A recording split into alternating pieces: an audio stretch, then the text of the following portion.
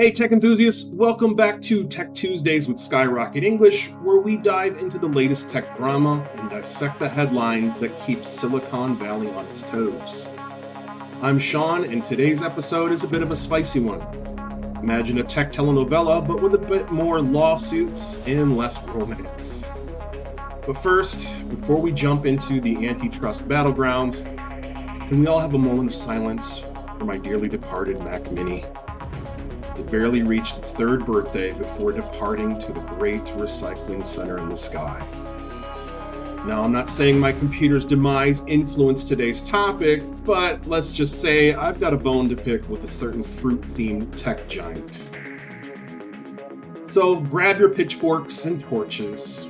Figuratively, of course, we don't want any lawsuits here, because Apple is under fire from multiple countries facing antitrust legal action left, right, and center. It's like the tech world's version of a courtroom showdown, and we're here for all the drama. Now, don't forget to arm yourself with that like button, subscribe for more tech insights, and ring that bell to stay in the loop. Now let's peel back the layers and investigate why everyone suddenly wants a piece of that shiny apple. Buckle up, folks, because this investigation's about to get juicy. All right, so today we have two articles we're going to talk about. One from Wired.com, which again, I cannot stress enough how much I love this website. It's mainly for its convenience. It is incredibly cheap for a year subscription. Tons of great articles, especially about the tech industry and all things gear related as well. So yeah, if you haven't subscribed, just do it. It's like $10 US for the entire year, 50 reais. It's worth it. So we've got one article talking about the American perspective of what's going on with Apple right now, and then the other article that we have is from campaignasia.com, and it is referring to an American company, Spotify, but what they're doing overseas in Europe to really combat Apple's unfair practices, or at least so they say. So before we get into any of that, like we've done the last few times, let's dive into that vocabulary that we'll need to understand a little bit more to get a grip of these articles. So first of all, we have this term, an anti-competitive and antitrust. They're both related to one another. Anti-competitive, it means tending to stifle or suppress competition, especially when this violates antitrust laws. And then what are antitrust laws? They're a collection of laws that regulate the conduct and organization of businesses to promote competition and prevent unjustified monopolies. So these are just laws that are put into place, making sure that one company isn't out there just bullying everyone else and stealing all of the business and making sure that nobody else can make any money, make any profit. So that's one of the things that Apple is being accused of here. Then we have the term walled garden. So a walled garden is a system wherein the carrier or service provider has control over the applications, content, and or media, and restricts convenient access to non-approved applicants or content. So in this case, we're talking about things like the App Store. Apple has total control of what goes on in the App Store, including the prices that are allowed to be set, how much profit that the company gets versus how much they get, stuff like that. Okay, you can think of it kind of like a bouncer at a club. Nobody gets in or out or does anything that's unregulated without the bouncer's approval. Okay, so you have to have permission in order to do anything with Apple. Then we have an enforcement decision. So an enforcement decision is what happens after a court makes a decision in a disagreement. First, the court gives a judgment saying what should be done. Then an enforcement decision makes sure that what the court decided is actually carried out or put into action. And this is much more common in the EU. They have some kind of law or decree. They come out and say, hey, this is what's going to happen, and you're going to do it. You're going to comply by this point in time in the future. And then there's these out-of-home executions. So out-of-home executions are referring to marketing practices intended to reach consumers where they are through billboards, signage, or other highly visual mediums. Look at that handsome guy there on that billboard. But yeah, so any kind of advertising that takes place outside of the home, trying to capture someone's attention, that's basically what we refer to as out-of-home executions. Okay, now that that's out of the way, let's jump into the Wired.com article first and see what that has to say with all this drama going on with Apple. So what happened here in the first place? Apple's problems in the U.S. So the tech firm, advocacy groups, and politicians in the U.S. are calling for further review of Apple's current business practices. According to the article, a coalition of more than a dozen tech advocacy groups wrote to the agency today, calling on it to launch an investigation into allegedly anti-competitive behavior by Apple. And that agency, by the way, is the U.S. Department of Justice. So now we've got a whole bunch more people coming out saying, hey, Apple's doing something wrong here. You guys need to check this out. So Apple, as we know, are notorious for keeping their tech well guarded and not playing well with others. We've seen just recently now Apple's moved over to USB-C instead of their Lightning chargers, which they had a monopoly on for the longest time because of a ruling again in the EU. So now they have to use USB-C, which makes all the phone chargers interchangeable. Hallelujah. But yeah, they've been notorious for kind of keeping everything in their own ecosystem well guarded, and they don't play well with others. This has brought on legal action through newer antitrust laws targeting companies like Apple that have a tight grip on the market. So the letter, and according to the article here, the letter says that Apple's recent blocking of Beeper, the app, which we'll talk about here in a minute, which reverse engineered iMessage to allow compatibility with Android phones, is another example of Apple abusing its power to stifle competition and protect its famed walled gardens. There's that walled garden term. So you look down at that little image there. There have been a ton of companies that have come after Apple and basically said, like, hey, you're making this incredibly not fair for the rest of us. You need to stop. Especially the Epic Games recently just won their most recent lawsuit. So now that they can sell, whatever they want in their own marketplace, so they don't have to worry about having to pay Apple fees and things. There, it was just this huge thing with Fortnite, and if you want to get into that, it's a whole other article, a whole other discussion. But just know that Apple has had a history of making enemies out of many different companies based on their protective practices. So let's jump into the article again here. It says the Department of Justice has been reported to be investigating Apple over antitrust concerns since at least 2020. So this is something fairly recent now that the government in the U.S. is getting involved in this whole process. It's pointing to what's called a long, ongoing history of anti-competitive behavior, including favoring its own products on its devices, unfair policies for third-party apps, and control of the App Store marketplace, and using its dominance to crush smaller competitors. Now, this reminds me a lot of what's going on with Google right now, where a lot of these companies are bringing Google to court, saying that they're making it impossible for anyone else to, especially, for example, web browsers. Any Android phone comes with Google as installed in the preference, and they've actually uncovered that Google is paying companies to do this, to put their Chrome browser as the default, making it much harder for any other company to kind of break in there and advertise, hey, we've got this web browser that may work better for your purposes. So kind of a similar thing here. Even the Google Play Store has had issues with payment things, just like the App Store. So Apple's not the only guilty party here, but it's not looking good for Apple right now. So they've been accused of locking out competitors from its own devices, or at least making it much more difficult for their apps and products to be used on an Apple device. And now we're going to jump into companies like Beeper Mini and Tile that have been impacted by Apple locking them out of different technologies. So the recent shutdown of Beeper Mini and prior complaints by Tile, a maker of a tracking device, that its product's functionality was affected by Apple when the iPhone maker launched its own AirTag trackers.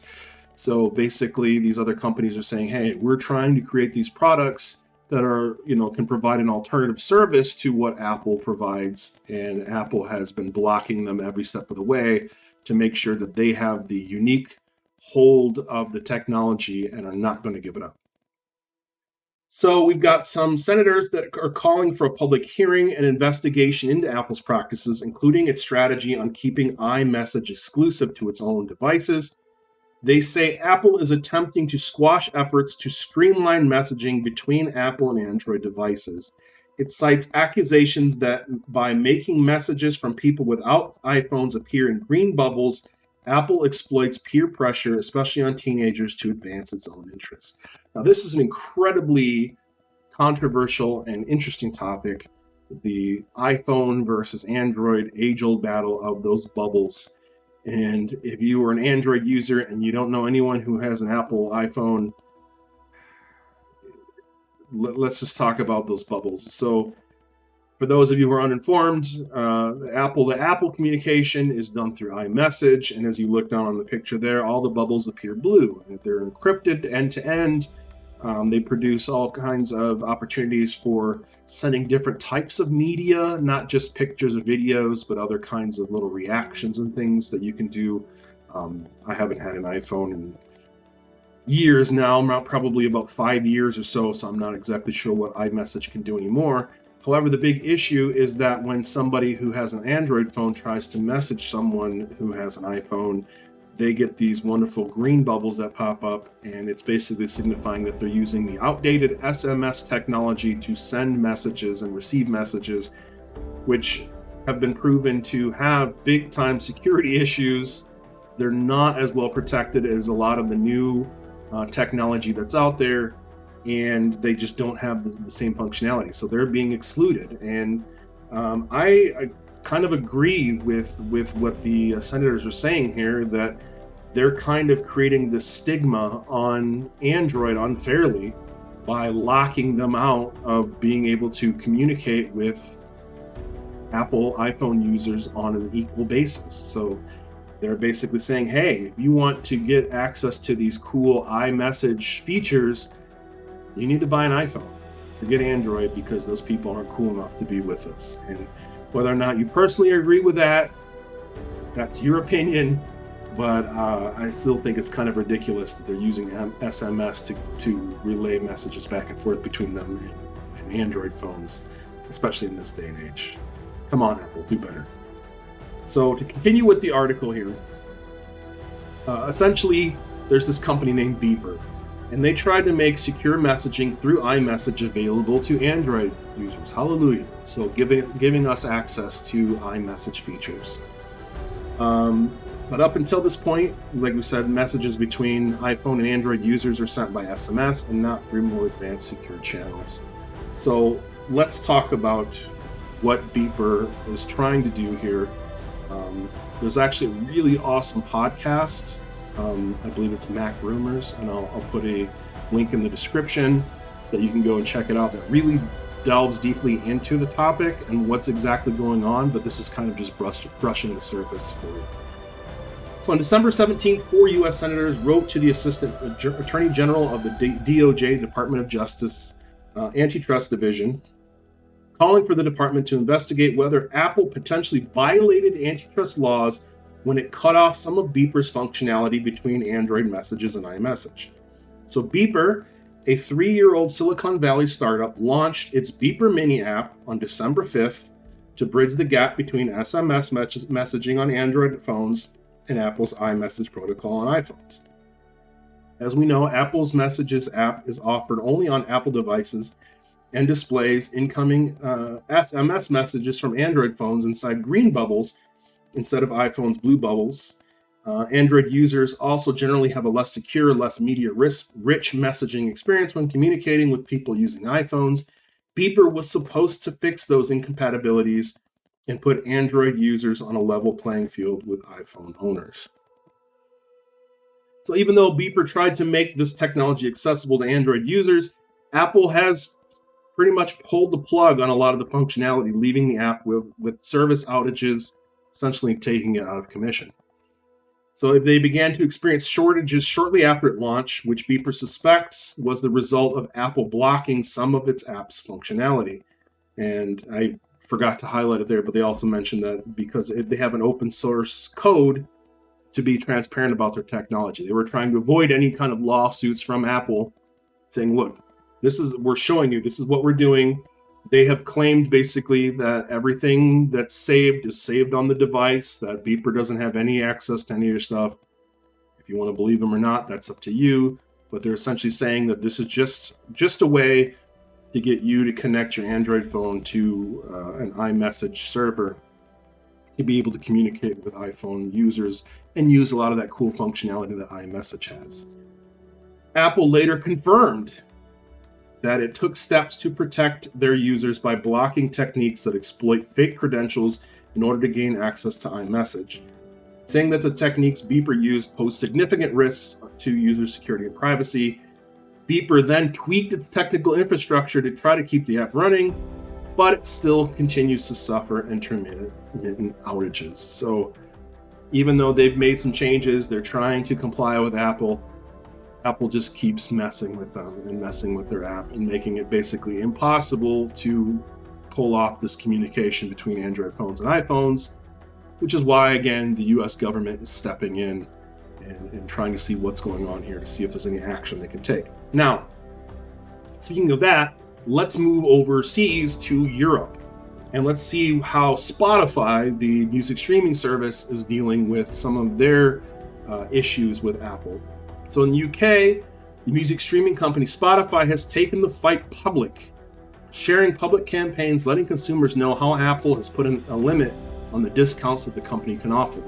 So now we're shifting over away from just app functionality to even how they can do business in the App Store.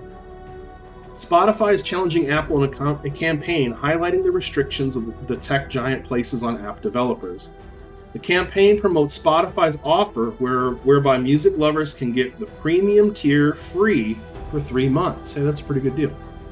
This is available for all free tier or new users in the UK. So they're coming out saying, hey, you want to try premium with no ads? You can get 3 free months of a free trial. But there's a twist to the promotion as the copy alerting passersby to the offer is redacted, while a copy next to it reads, so what exactly is going on?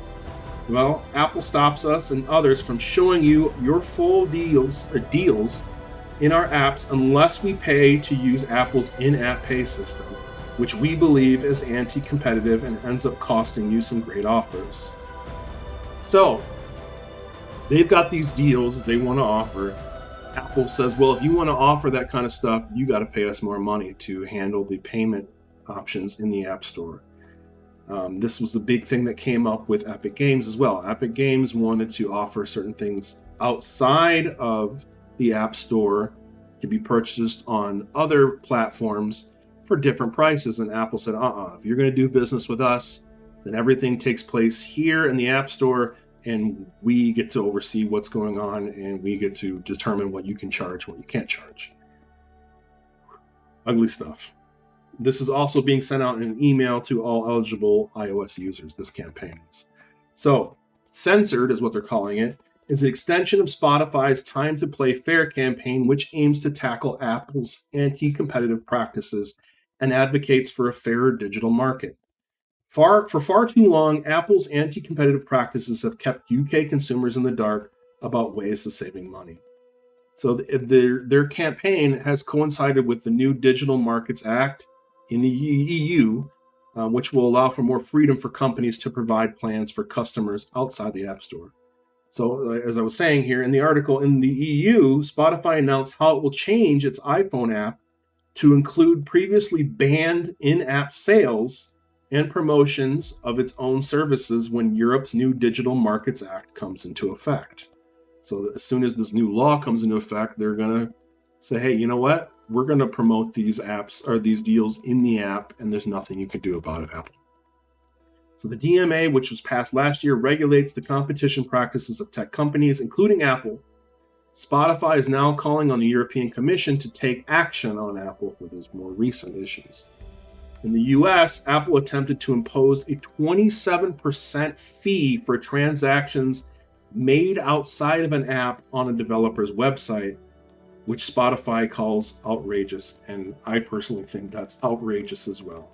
If you're going to try to tell a company how it can run its business outside of your domain in order to participate in your domain, it's just completely unfair and ridiculous.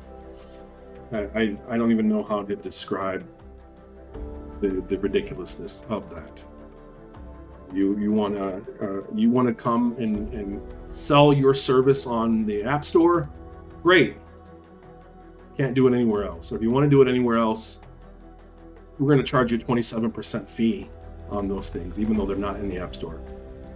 Ugh, blows my mind. So, on that note, let's wrap up and come back as to do a discussion here. What do you guys think? Is Apple this evil genius that has been keeping a lockdown on all of its technology and being completely unfair to these other companies? Or are they just being smart about their business and making sure that they keep their products unique, that they're selling this unique ecosystem that in order to be a part of, you got to buy their products? What do you guys think? Leave a comment below. And there you have it, Tech Warriors. The battlefield is set and Apple's facing attacks from all fronts. Do you think iMessage and its fortress of message security will ever open its gates to Android users? Is Apple justified in the playing of the App Store sheriff, dictating how companies offer discounts to their customers? I want to hear your battle cries down in the comments. Let's spark a digital war council and strategize the future of tech. If you enjoyed this Clash of the Titans, don't forget to smash that like button, subscribe for more tech sagas, and ring that bell to get notified when we uncover the next big tech showdown. And before you go, don't miss out on the tech wisdom from our past skirmishes. Over here on this side. Click on one of the thumbnails on the screen to check out another thrilling episode.